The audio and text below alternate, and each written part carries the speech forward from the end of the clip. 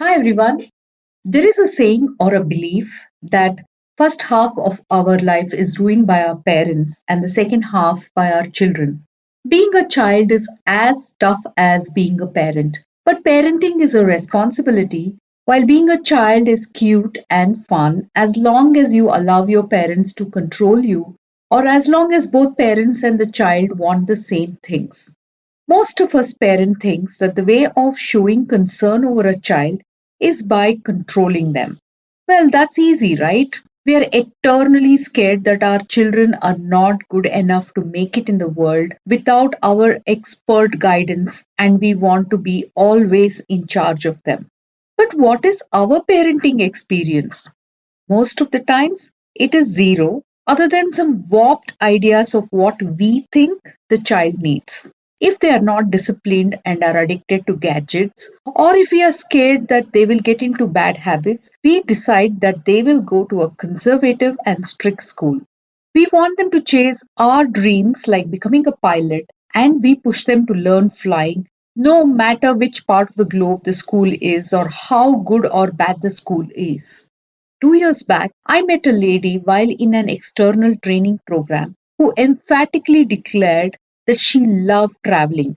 When I asked her what about her child, she said he was in a very good boarding school and they traveled together during his holidays too.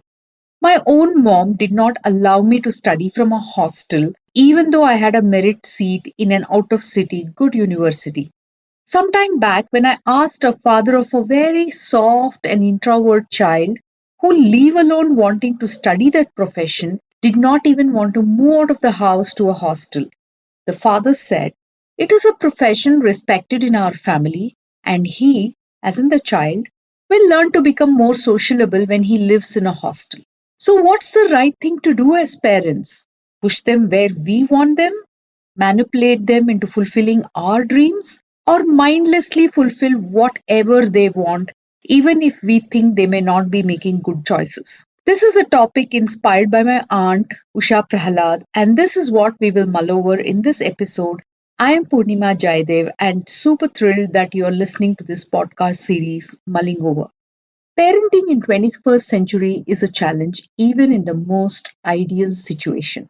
Whether both parents are working or one parent has sacrificed his or her career to raise children, with or without support system of grandparents, parenting comes with unique challenges for every child, at least in one stage of the child's growing up. What all we need to tell our children today: don't drink, don't smoke, don't do weed, don't have physical relationships, don't do cyber bad stuff.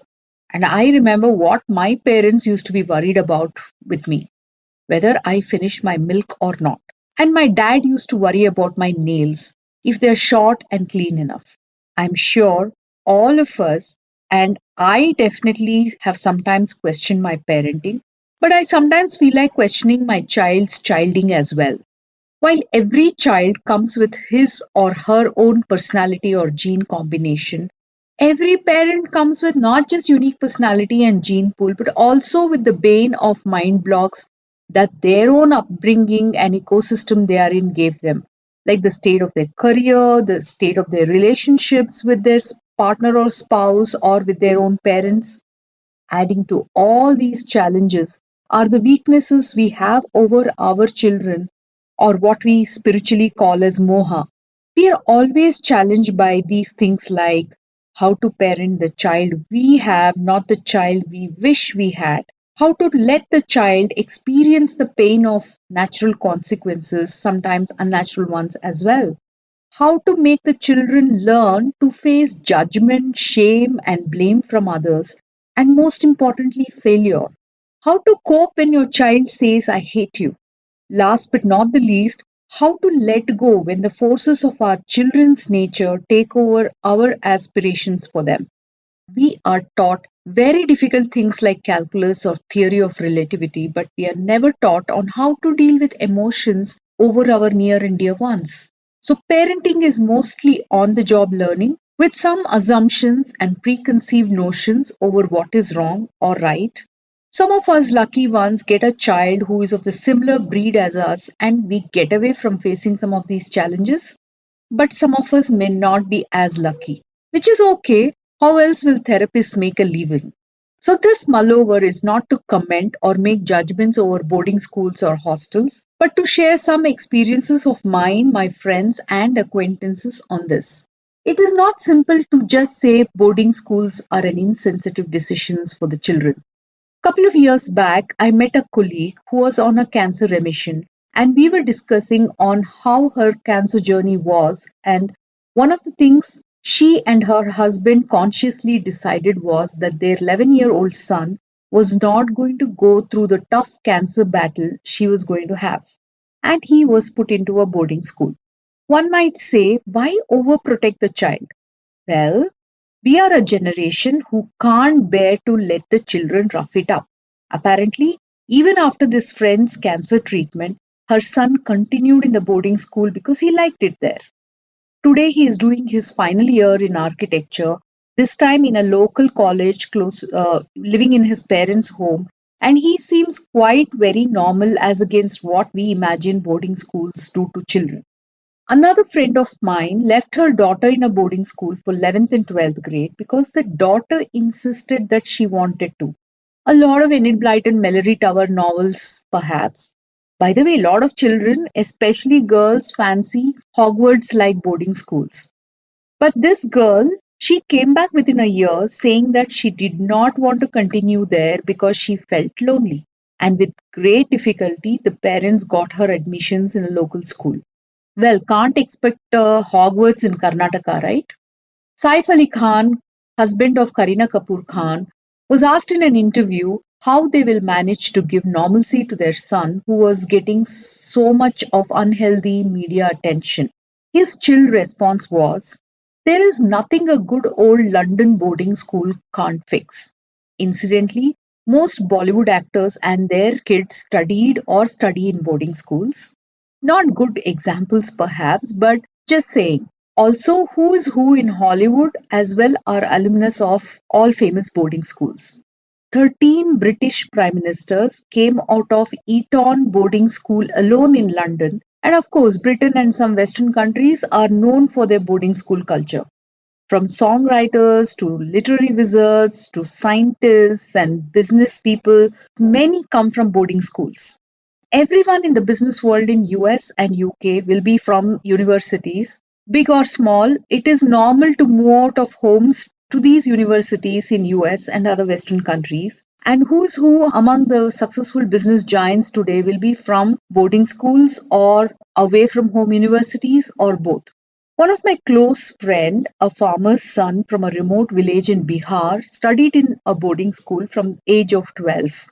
Well, that was the only choice of education he had. And yeah, he did not study in some posh school, but in a place which was quite rough from the fellow students' perspective, as well as from the school culture perspective. But today, he's a very successful IT whiz who does consulting to all big corporates, and he swears by the strength that his boarding school life gave him, although seemed tough at that time. There are many cases where boarding schools have gone totally wrong, and these were some of the quotes from people who hated boarding schools. If you have parents who want to send you to boarding school, then you're better off at the boarding schools. Only when you live in the horror of a boarding school, you will learn to appreciate the goodness of living at home. There are children who even turn sickly and depressed at boarding school. And then there are children who not only come out of boarding school with flying colors, but also grow up to send their children to the same boarding school as well. One of my friends commented that if the children are in hostels or boarding schools, they don't develop healthy relationships with the parents. Which means to say that all the ones living with the parents must have great relationships with parents, right? I remember when my daughter was put to a tuition, reluctantly, of course, in ninth grade, she told us about the kids who, once dropped off by their parents, leave the institute, roam around in the malls, and come back just before their parents came back to pick them up. It is known that in Bangalore, close to some famous schools, are weed and cigarette peddling shops, which is visited by many kids. Few years back, I used to frequent a bistro in Indranagar, Bangalore for lunch around 1 p.m. and would find couples who looked between 8th to 10th grade types from another very famous and academically acclaimed school in their uniforms, cuddling and kissing around. Actually, what bothered me more was that it was a pricey bistro, and how could they afford something which I could afford only after 15 years of hard work? Another time, in the same school, some high school kids planned a secret booze party, and the parents came to know after the school came to know and informed the parents. How can children get away with all this without their parents' knowledge? And how can they fool parents from their cigarette smelling odor or obtain money for expensive romantic dates? Well, children are capable of anything if their mind is set, even to brave a boarding or a strict conservative school if they are convinced about it. And it goes beyond boarding school or homeschool to make them choose a particular path or lifestyle that they want. They have the capability to fool us right under our noses if they want to. So, unless you put your child in a really disastrous, damaging, and abusive place, there is little chance of things going wrong as long as they are not forced into it. Of course, depending on the institute, they might develop some attitudes like being too formal or snobbish, which children from local schools also develop depending on the kind of schools that they go to.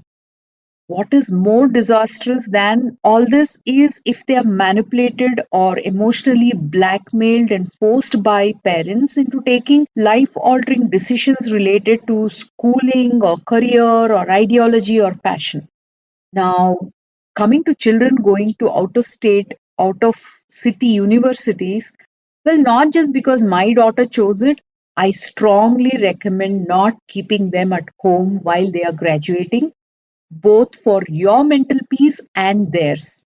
You know, I aged the most when my daughter was between 16 and 18, and I'm sure it was tough for my daughter as well to deal with her parents and their aspirations. In 2 years, I must have aged 10 years until I accepted that there is nothing more she wants to learn from her parents. The idea of out of city university was never an option. Well, the testimony of all the drudgery of parenting we would have gone through for the 18 years of our child's life is when they do okay living away from us while graduating. Even if things go wrong, at least we would have caught it early, is what I think. Well, it does help to police their spending. Anyway, policing other things in life is not in our control, whether they live with us or live in university. If by 18 years of their age, if we are not able to establish a reasonably transparent and open relationship between us and the child, we'll not be able to do it even if we keep them home. Honestly, one would have loved to keep their children at home and prep them on everything about life as we know it and all that, but it is hard when they already think they know everything. And if, as a parent of teens, you're not constantly responded by their eye rolling, emotional outbursts, and unsettling silence, then maybe you're dying and your child, teen child, may know of that, know of some ailment that you have that you don't know. When my daughter decided to go to Manipal, I reached out to a couple of parents who also send their children to out of city university. Couple of their experiences are noteworthy. A colleague whose son is in an undergrad program in US said, I'm a single mom and I thought I'll be devastated when he leaves. But I actually found that I have a life other than worrying about what he ate, what time he came, and what was he doing behind the closed room doors. I worry a little now, but after going away, my son talks to me more often than we used to when we were in the same house. And I mean real talk, not just obligatory ones. Another friend said that after her daughter went to study engineering far from home, she calls me only when she needs money, but at least she now knows the value of money and works really hard to convince me why she needs advances on her monthly allowance. I asked her if her daughter would have been different if she studied at home. Her response was, with my daughter worried about when her card will decline next, she has more respectful conversations with me than she would have if she were here. And with all her spending coming to me as an SMS, I have more knowledge about her as a person now than I ever had of her before. Everyone I have spoken to who are professionals now and have graduated from out of city universities swear that but for their hostel life, their college life would have been like surfing without waves.